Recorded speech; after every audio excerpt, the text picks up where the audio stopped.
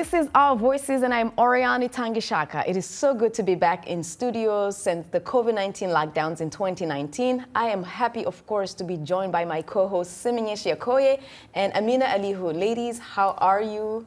How do you feel about being back in the building since 2019? 2 years. Hello, my name is Simenyeshi Okoye, and I am so excited to be back here in this beautiful studio with my colleagues. It's very nice. That's good. Hello, I'm Amina Aliyu. I must say I'm very happy to be here with friends, but I really don't miss the commute. I like that you said friends. We missed you too. Of course, working from home has its own comfort and flexibility, you know, not definitely worrying about what you wear, and as you said, the commute. But I think at the same time, being with your team, it brings out some sort of creativity, and don't you being think? able to load the laundry while you're in a meeting. That's true. That's true. I was the lunch lady while I was trying to record a piece, so it was really nice to be at home. But it's also very tough when you have to juggle everything, especially if you have little kids. So I'm happy to be out of that environment. It's hard to bring the work and life balance sometimes. That's right. So as you know, ladies, today we're talking about friendship. It's a concept that often seems natural and effortless to build and maintain. However, it doesn't always happen that way.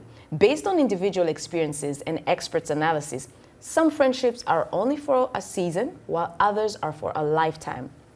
Nevertheless, either one of these such friendships can be healthy and should be nurtured, while others are toxic and should be dissolved earlier rather than later. So on this week's episode, we discuss the concept of friendship in different cultural contexts. We hear experts' analysis on the types of friends one should have in order for one to be healthy mentally and emotionally. We'll also hear personal testimonies about friendship experiences. Now, ladies, friendship is a very broad topic, but we're going to try to dissect it. Are you the friend that you wish you had? Honestly, it depends on the context. If you want a friend that helps with housework, no, I am not that friend. You're not going to cook for me after having a baby? Honestly, I'm just going to be honest with you, Orion. When I was younger, I would call my friend. Does your mom expect us to like wake up in the morning and have? Yes, that's what we do in the house. I'm like, okay, my mom says I can't come to you. Not coming.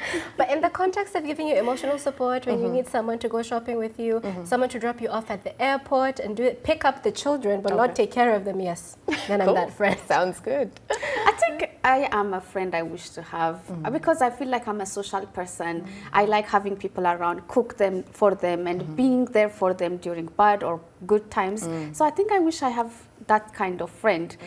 But if you don't like dancing, I am not someone you want to hang out with. I think I'm a little bit of everything. I'll be your friend, I'll be your comforter, I'll be your everything. I'm not a people pleaser, but I'll make sure I let you have it when it's time to let you have it. If you're messing up or if you're not if you're not doing your best at certain things. So I like to think myself as a person who you can count on when it's any situation, I think. So I'm versatile, I think. But I think that's what friendship is, right?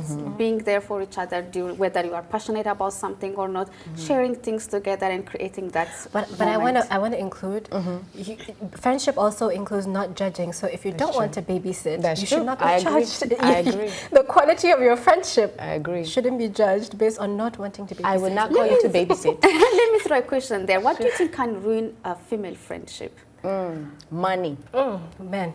Men, men for sure. Don't take my man. See, don't look at my man. I make a point not to befriend women that are attracted to the same type of man as me. Oh, good one, good one. That's true, because I did have a girl who I told things about the guy that I like. This was high school, and she ended up like dating him. I'm like, girl. Exactly. That's true. So make sure that when you're scouting for friends, but you have a discussion, you show them pictures. So are you into a Chadwick Boseman or are you into someone else?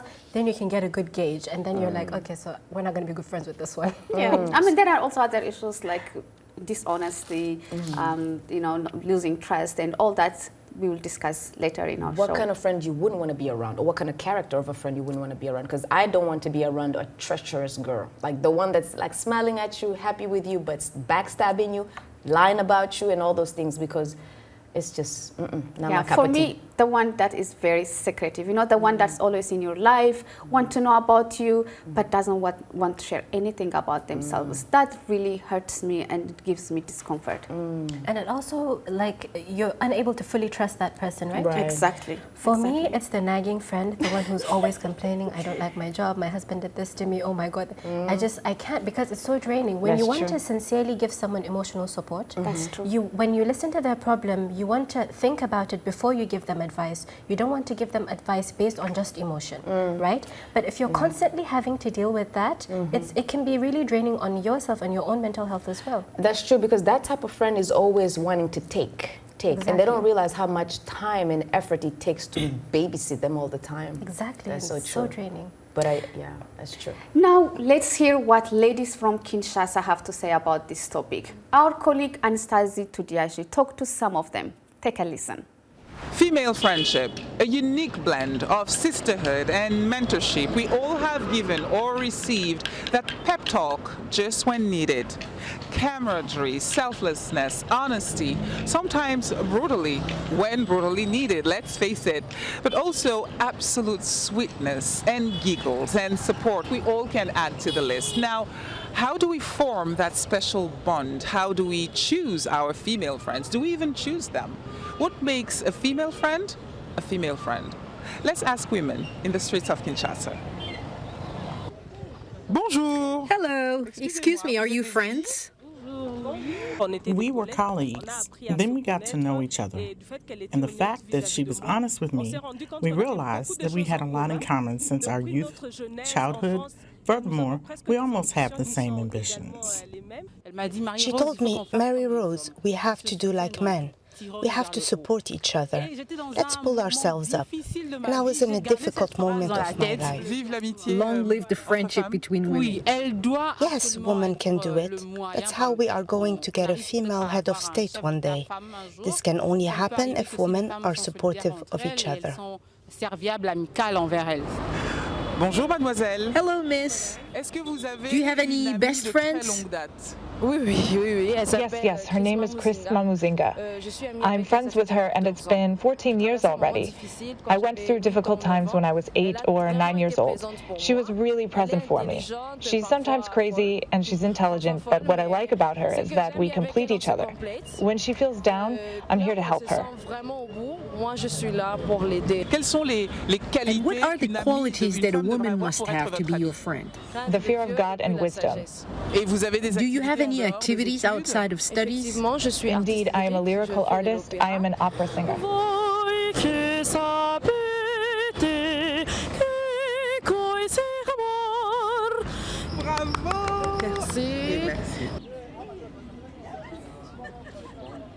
Merci. She's real. She's herself. I love her. She has a personality. She has a beautiful soul. Me at the beginning, I didn't have a female friend. I had a lot of male friends. I grew up with them. I couldn't stand women because they screamed a lot. Yeah, a lot of drama. Yes, it's exhausting. They just want to talk about men, not about interesting things. If you had to sing a song for her, what would it be? Raconte pas d'histoire. Tu sais bien ce qu'il ne tourne pas rond. Chez moi, ne m'en demande pas trop. Tu sais bien que les fêlures sont profondes. Chez moi, elle peut continuer.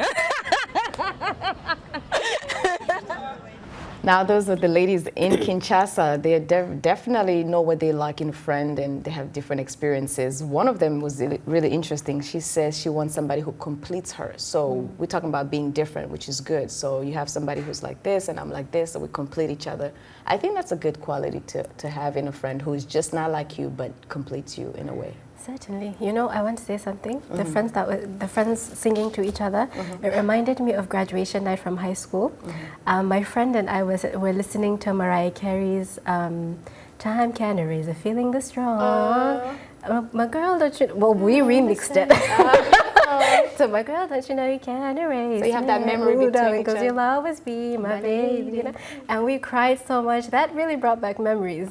You know, like when you have a friend who you know what to sing for, or you know what will touch them and, you know, excite them. That's the kind of friendship what we are talking about, right? That's what friendship means. Yeah.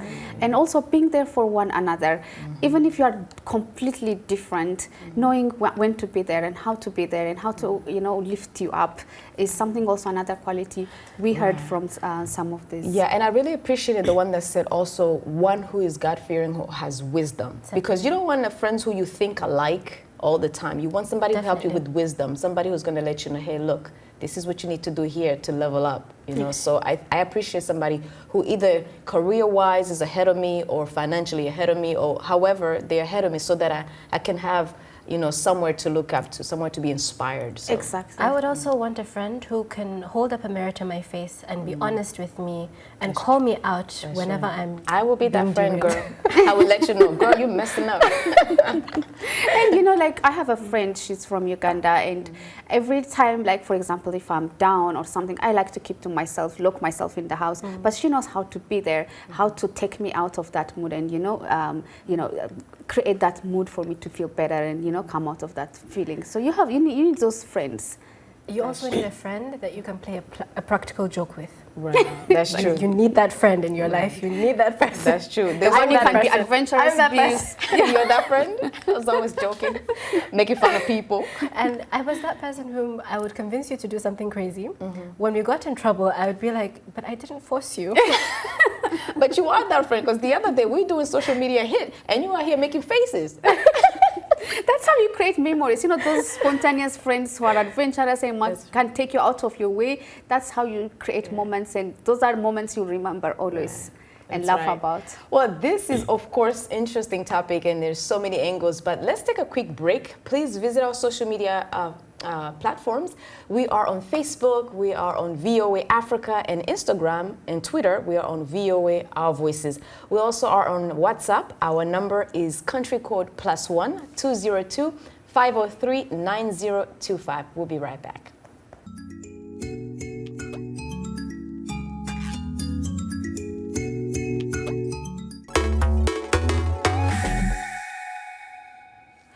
Welcome back. You're watching Our Voices. We are discussing female friendship, and this segment, we want to hear a male's perspective on things. We've invited a male colleague, Jackson Vuganyi, who is not only a man, but a married man, who will help us understand what types of input should come from a husband in their wife's relationships with her friends after marriage. Jackson, in your view, how much is the man's fault or the man's role when a wife ends up cutting off all her friends when she gets married? Is it usually your fault? First of all, ladies, thank you so much for having me on set. Thank you. And congratulations on coming back to the studio. Yes. I'm very excited to be here. Thank you. As the resident expert on friendships. Friendship expert. Yeah, so relationships are very complex, and women tend to have more deeper, meaningful relationships. They are much more emotional. They think about their friends even when they're not together. They are the pressure valve in a relationship. I think that's why women tend to live longer than men, because they. Yes. Now, in terms of each relationship, I think specific relationships or particular relationships are different, depending on the person, depending on the couple.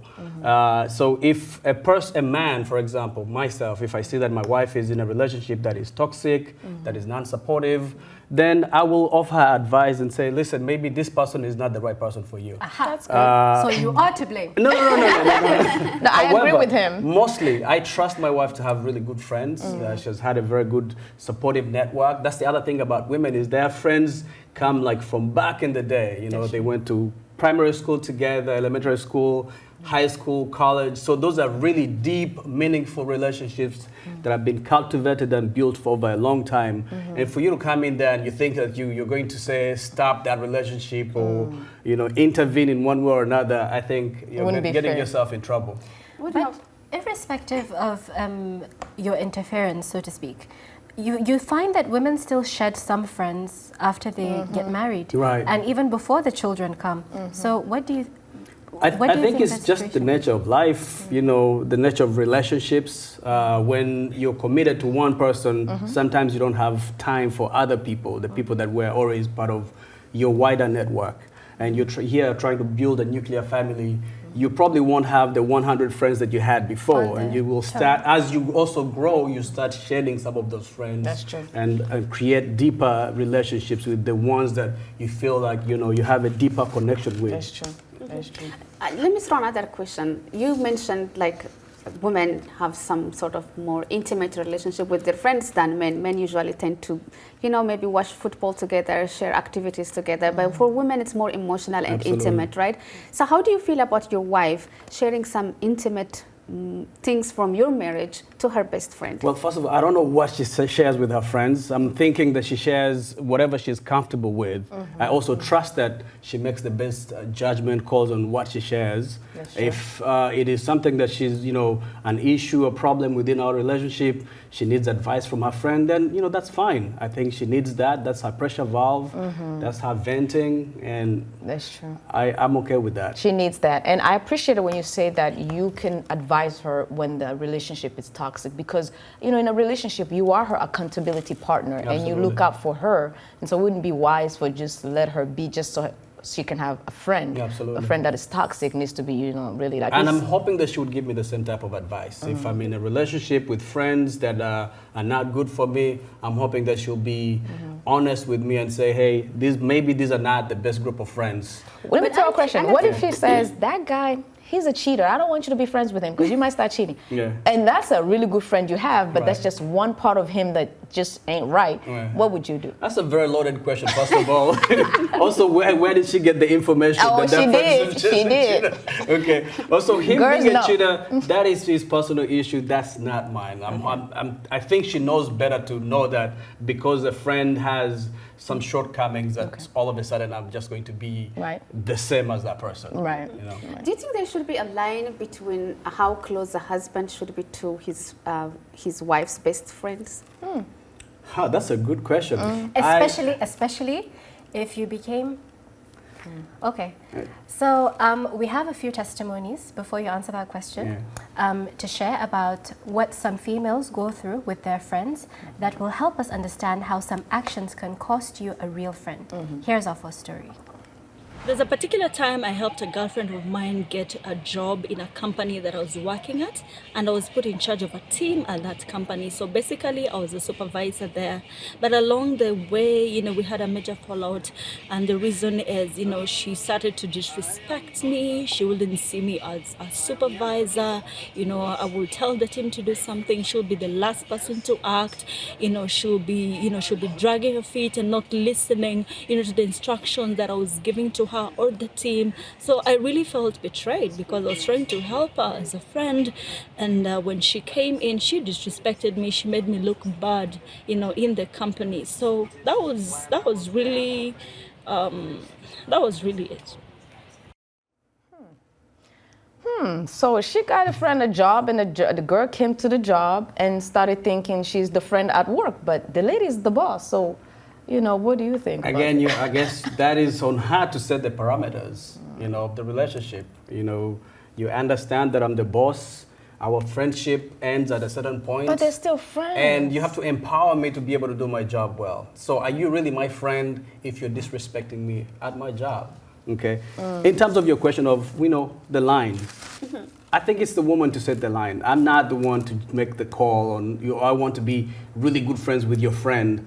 Okay. Some friends we are good friends. Also the connection. Some of my wife's friends are not necessarily my friends. Okay. Some of them are my friends, depending on, you know, if we make a connection. Let me just add some drama to the mix of the question. I like really drama. Let's go. So, what if you were friends with a lady, and then you got a girlfriend, and through this girlfriend or your wife, they became friends rather. So your partner became friends with a female friend that you already had. Where do you draw the line? Oh, wow. You know, let me help me understand that again. You want them to be friends. So you had a friend. You have a friend. And you got a girlfriend, right. or you married someone, and your partner becomes friends with this female friend that you already had, and they get really close. So where do you draw the line? Listen, again, it's one of those things where I'm hoping that these are two adults, both of them, and I'm not the one to draw lines on anything. I feel like that, you know, their relationship, first of all, is their relationship. My relationship, my girlfriend or with my wife is my relationship. And as long as I know that I'm putting in the work, then I should not be intimidated. Those are issues of insecurity that are already existing in the relationship if you're starting to question the relationship between other people. But the thing is, you know how you say women have intimate relationships? So you find that sometimes a lot of women share their relationship issues with their friends. Right. So when you both have a common friend, it's quite hard to... The lines are quite blurred. I think you should give up that friend for your wife. Let them be friends. You know, Because, right. we ladies... I'm with Oriana. Maybe I take out, you know... So Jackson, I'm glad to have made the connection We're for them. so happy you're here. We want to keep you here a little bit, but we're going to take a quick break, and we'll be back in a minute to share more thoughts on this conversation. Stay with us.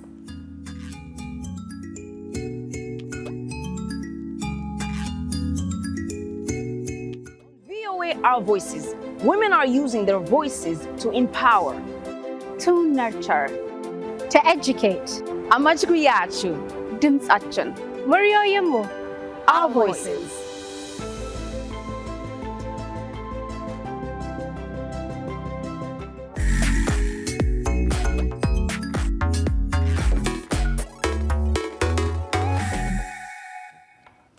Welcome back. You're watching Our Voices, and we're discussing female friendships. And we are so happy and privileged to have one of our colleagues, Jackson Vugani, here to help us understand from a male's perspective on things. Now, Jackson, we have more testimonies to hear a little bit more about how friendships, you know, between females can be a little bit tricky. Let's take a look. My name is Agnes Nonsizi, and I am a media personality. What has been my experience been with friendship breakups, especially losing a female friend? Well, at this age, this big age of mine, of course, I've lost some friendships, or we've broken up with my friends, especially women. But there's a specific one I remember that was not quite pretty, because as women, we pride ourselves in, you know, friendships, and mostly because we share very deep and personal stuff with our female friends.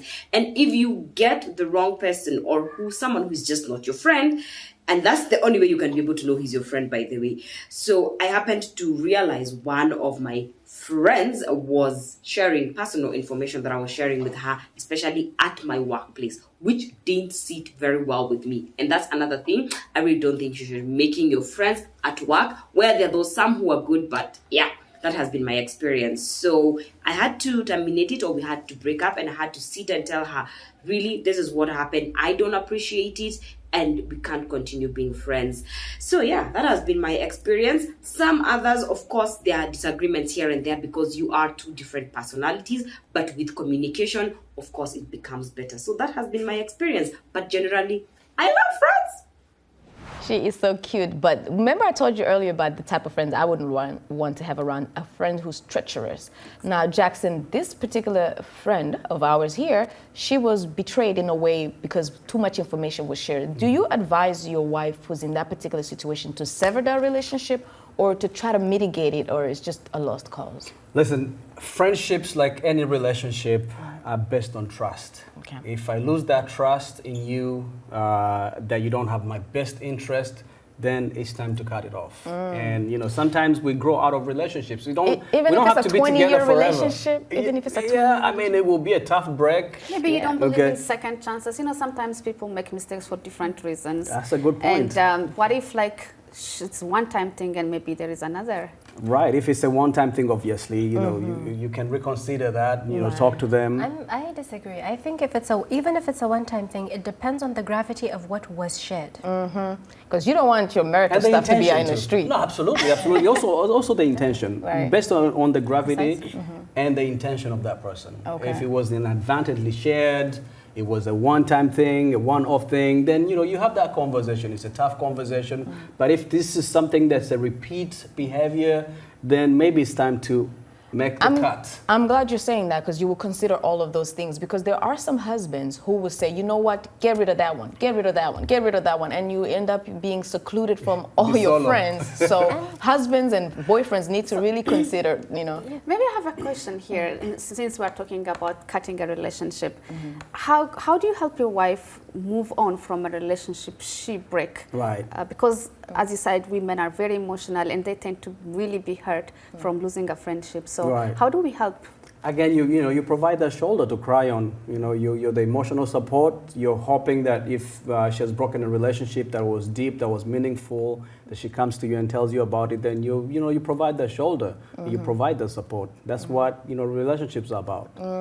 And I think I'm really glad you're saying that, because when you give that kind of advice, it's not really just from a boyfriend or a husband perspective. It could be from a brother or a father to give the advice to women, because we really need that extra help in deciding what kind of friends that should be around or shouldn't be around, because sometimes we just hold on to people that but also women, I think, have a good intuition about friends. Way better than men. I disagree. I disagree, actually. Really? Yeah, because sometimes you just vibe with someone and you get excited in that moment and you take that person along with you. And then you convince yourself that I really need to nurture this friendship. And you keep trying to nurture the friendship, and it turns into a toxic situation, because even friendships can be very toxic.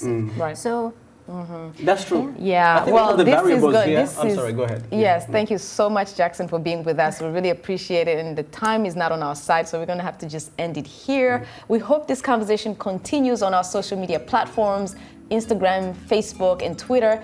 Don't forget also to continue to watch Our Voices. Until next time, thank you for watching. Good day.